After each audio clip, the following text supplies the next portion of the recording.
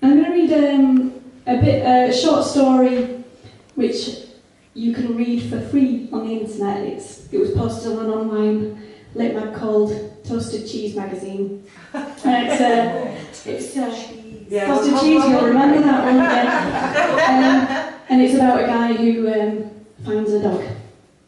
It's called Top Dog. Sleep came sparingly that first week. Dozing evenings, Lucas heard Lilla and Peepers moving around in the room upstairs. He often woke again when it was dark, hearing the sound of twigs tapping the glass. It made him lousy. What his housemates must think of him, knackered and too worn out to do any of the things they'd brought him in for.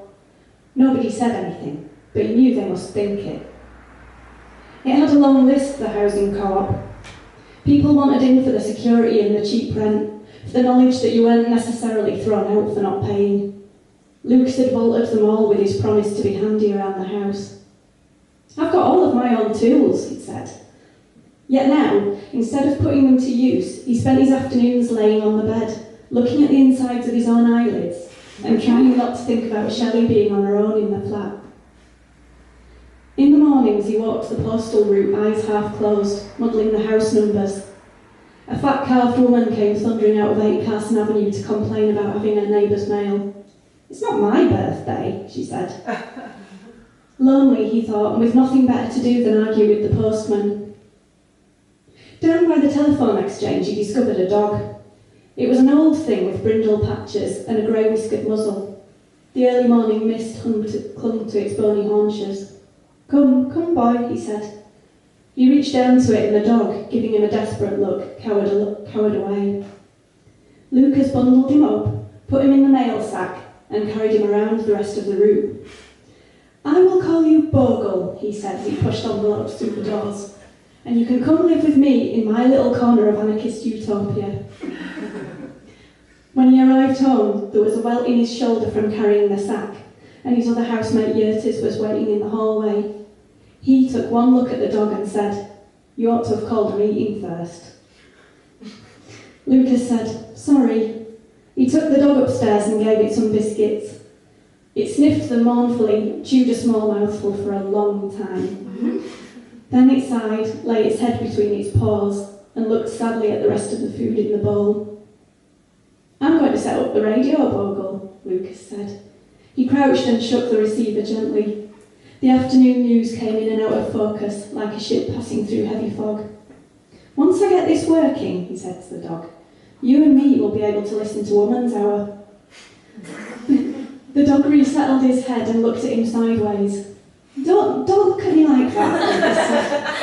"This is the first day of the rest of our lives."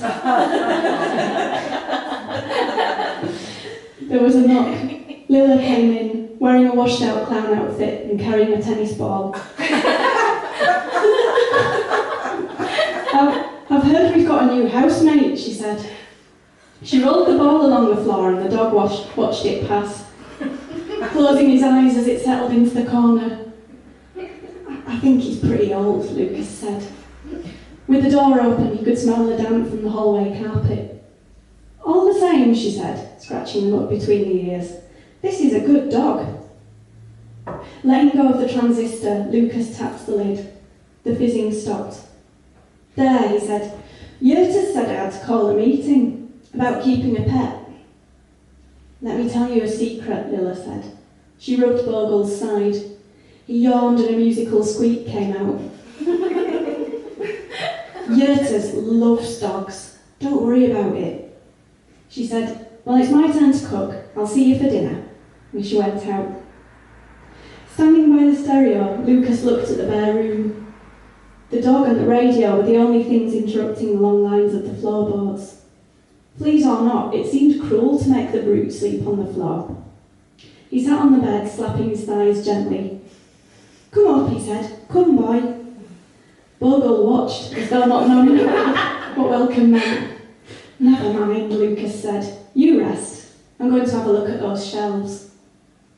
He went and got the stepladder out of the utility closet.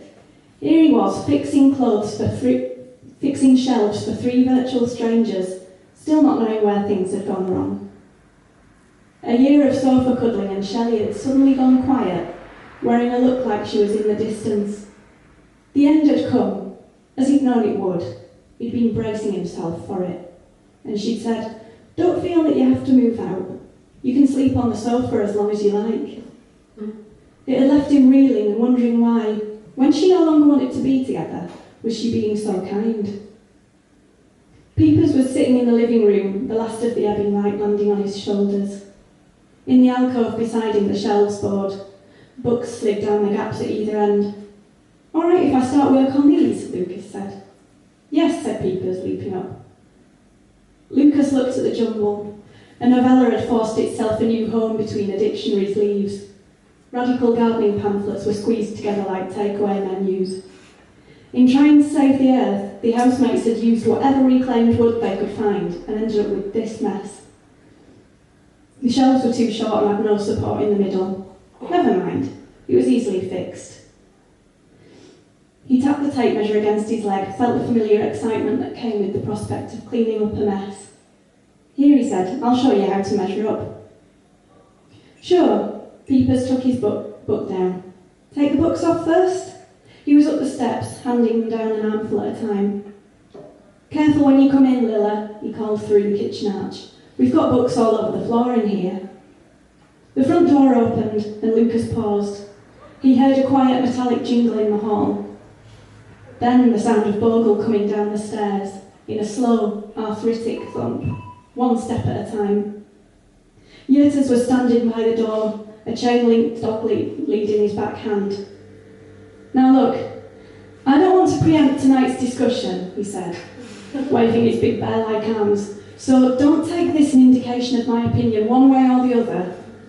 Standing by the foot of the stairs, Bogle wagged his tail slowly. "But I found this lead in a skip, and I thought that if the house meeting decided that the dog was allowed to stay..." He trailed off, lifting the hand holding the lead. "If," said Peepers. He twisted around to Lucas, winking. "If." Lucas had never had a pet, not even an old, ailing one like this, one close to coughing its last breath. His old landlord said that their fur and claws ruined the furniture, in a house where the sofa looked like it had already been through a house fire. Loping into the room, the dog settled its hind legs down by the bookshelves and looked up at Lucas expectantly. Walking around the table, he scratched it behind the ears. "It looks like you might be able to stay," he said. "You lucky, lucky thing."